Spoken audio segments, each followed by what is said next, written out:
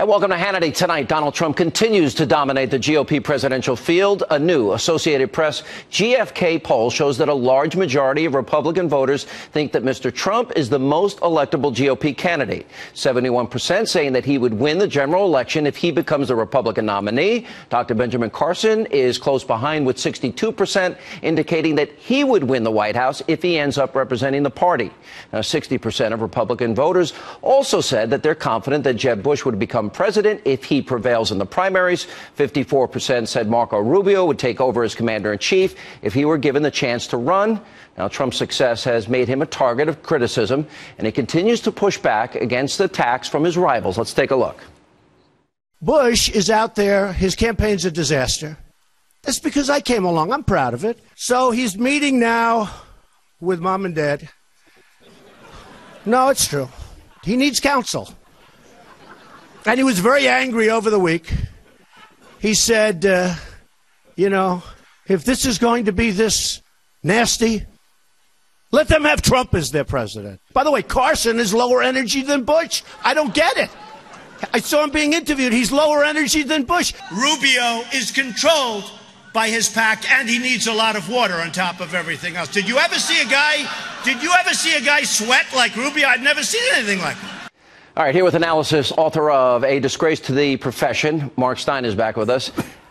Look, I think it's funny. I listen to all of this, but when you listen to the comments of Jeb Bush this weekend, he didn't seem like he's laughing too much.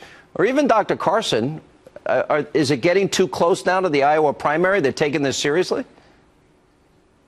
Yeah, I think Jeb didn't think he'd be in this position this close to Iowa and New Hampshire, and the fact is that kind of whiny little case of rich boy petulance where he said, listen, I don't have to do this. I could be doing 100 other way cooler things. Well, this isn't a monarchy. He isn't the crown prince. And he did have a choice about whether or not he wanted to do this. So to get on TV in front of a camera and do his you're not going to have Jeb to kick around anymore routine, I think gets to the way Trump is getting under his skin. And Trump is actually quite effective at this. Trump has basically run rings around him all summer. Every time he says he's low energy and then Jeb lashes out, Trump goes, now you're high energy. I like that. He gets him talking about his brother for the whole of the autumn.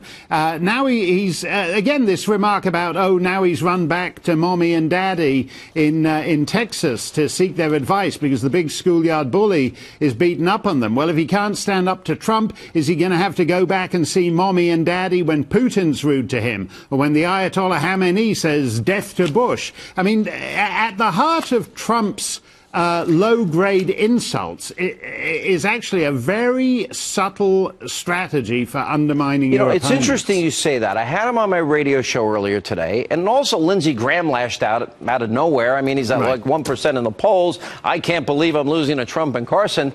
Well, Senator, believe it, because you are losing to them. But I asked him specifically about Jeb Bush, and he used the exact same lines you're losing. What are you going to do when Putin comes after you? Right.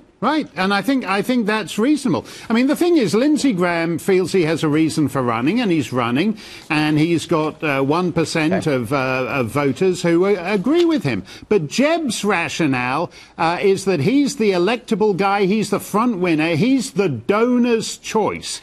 He's what the smart money in the Republican Party is bet on, and his numbers have tanked. And actually, realistically now, Jeb should not be in a debate with Trump and Carson. Jeb should be actually moving down into the debate with Lindsey Graham and George Pataki. This idea that Jeb's whole rationale depended on his sense of inevitability, of the coronation, of the fact that it was his turn and he was the moderate guy who had a cross the aisle appeal. And Trump has actually blown that strategy apart.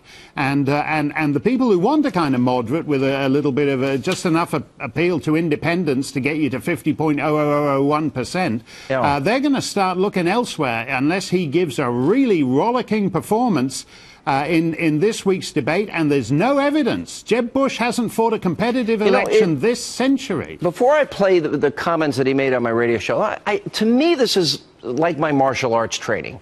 And the bottom line is, I'm either all in if I feel threatened, or I'm going to be all out. There's no in between.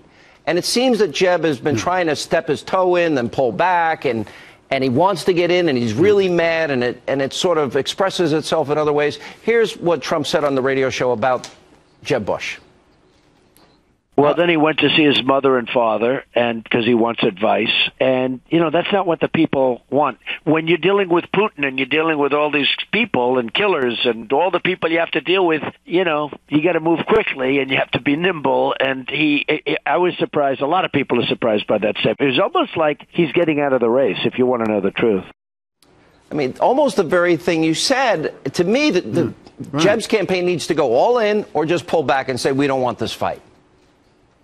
Well, also, you've got to be a happy warrior. You know, if you are going to be the moderate stand-bearer, the establishment stand-bearer, you've got to do it competently and you've got to do it enthusiastically. And that's the trouble for him. You can't turn Jeb Bush into Trump. But right now, Jeb Bush is not even very good at being Jeb Bush. Right, I mean, so he is supposed to be that guy who has moderate appeal. The guy that is coming in number 2. Now, if you look at all the polls, we've had a lot of polls in the last week and a half. Trump is winning every poll nationally. He's killing everybody in New Hampshire, South Carolina, and even in other states. The only exception to this is in Iowa. Here's Trump talking about Dr. Carson, who's now leading there. I'm Presbyterian. Can you believe it? Nobody believes I'm Presbyterian. I'm Presbyterian. I'm Presbyterian. Boy, that's down the middle of the road, folks, in all fairness. I mean, Seventh-day Adventist, I don't know about. I just don't know about. Ben Carson has asked for an apology. Will you give it to him? Well, I didn't say anything bad about it. I just don't know about it. You know, I would certainly give an apology if I said something bad about it, but I didn't. All I said was, I don't know about it. Is Iowa, that's not really been a predictor in terms of who the nominee eventually will be. Mike Huckabee won, Rick Santorum won. Do you think that, is it a different constituency, more evangelical voters? Is that the reason why Dr. Carson's winning there? Or is this perhaps an indication of a broader trend? No, I don't think it is. I think realistically, Donald Trump is a slightly awkward fit for Iowa. He's a guy who said right at the start of his campaign that he's never felt the need to ask for God's mercy about anything he's ever done. You know, he and God, he's made so many smart moves that God has trouble keeping up with Donald Trump. That's basically Donald Trump's line on God.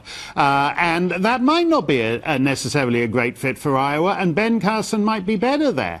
But Ben Carson, I think would have great difficulty winning in New Hampshire and South Carolina. And so it might well be that the case that this is where, as Trump fades, Iowa turns to Ben Carson. But that's the interesting point.